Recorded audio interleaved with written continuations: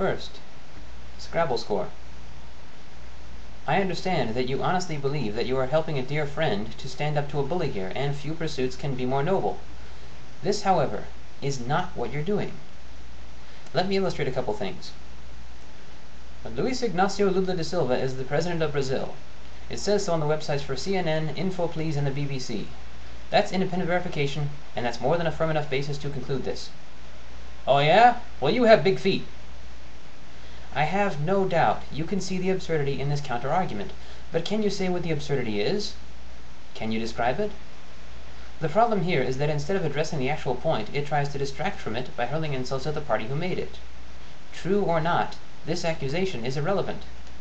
Agreement between these three unrelated sources is adequate grounds to conclude that da Silva is indeed the president of Brazil. The foot size of the party who made this induction is irrelevant. It's still a sound induction. This is a logical fallacy called ad hominem. You know, this country has a lot of problems with corruption. Well, if you hate this country so much, you should go live in another. What's wrong with this counter-argument?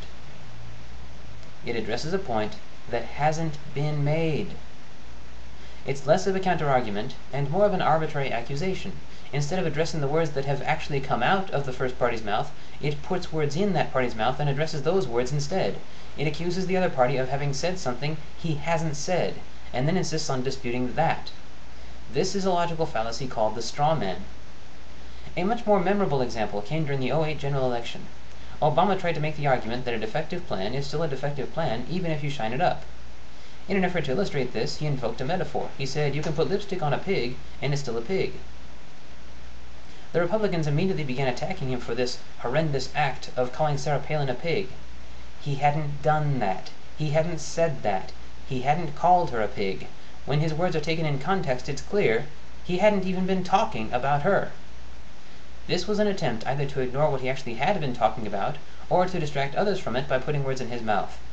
This was an attempt not to deal with his actual argument, but to mischaracterize it, to strawman it so they wouldn't have to. Due to our recent exchange, I suspect you'll recognize both these references.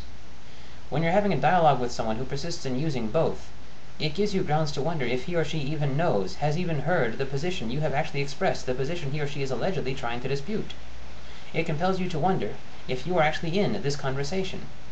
I invite you to find one single comment you left in reply to any of the comments I made in my previous video that was not an example of one of these.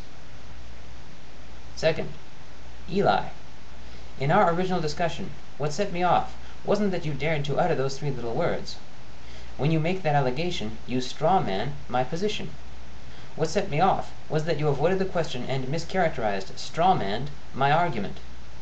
At the time, I was content to let it drop, because I was under the impression that it actually would drop, and for a while it did.